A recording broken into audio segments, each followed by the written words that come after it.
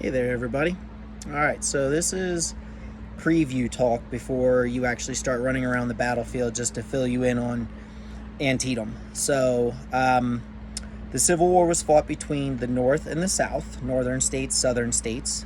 Maryland was considered a border state, which means that we had sympathizers to both sides, but our government in Annapolis did not vote to secede, which would mean we would have left the United States and joined what they called the Confederate States, which are the southern states.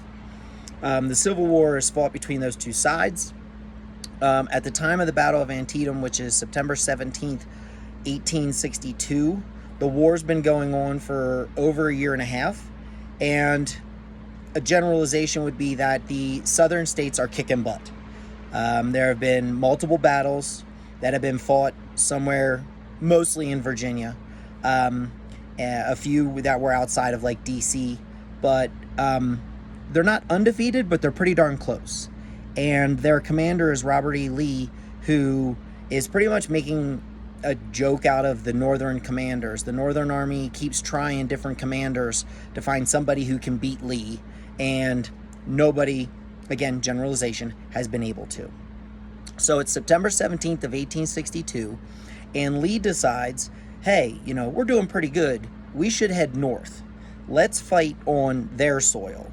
And so he, quote unquote, invades Maryland, because again, border state, but never broke away. So technically it was still part of the United States. And his plan was to make it all the way to Pennsylvania. But what happens is it's one of those ironies in history where his orders are lost. And what happens is that the Northern general, a guy by the name of McClellan, is given a copy. And it literally says exactly what Lee's trying to do, which is make it kind of all the way up to the Pennsylvania area. So that's kind of the situation.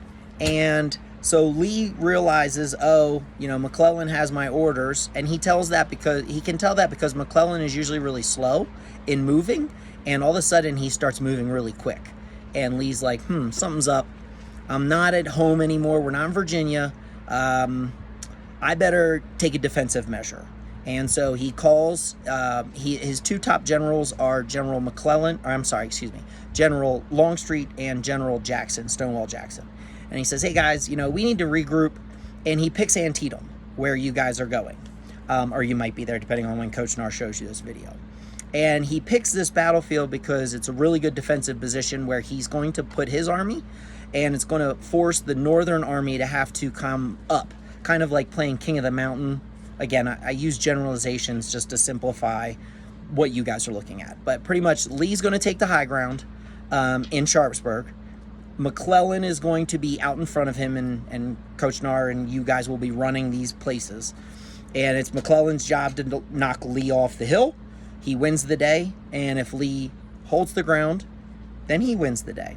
And that's kind of the situation going into this battle. It is the bloodiest battle, single day, of the entire war. The war lasts 4.5 years. 600,000 lives will be lost. At this battle, in one day, 22,000 casualties will occur. Now that includes death, wounded, and missing. So not 22,000 deaths, but in one day, 22,000 people will either lose their life, become wounded, or be missing. And missing, we didn't have dog tags back then and things like that. So it could mean that they're dead on the battlefield but not identified. Could mean they were captured. For whatever reason, they're not with their unit, and so they're marked as missing. So I think that's pretty much what you need to know about this battle, the bloodiest single day in the entire Civil War, and you guys get to tour it by foot, which is perfect.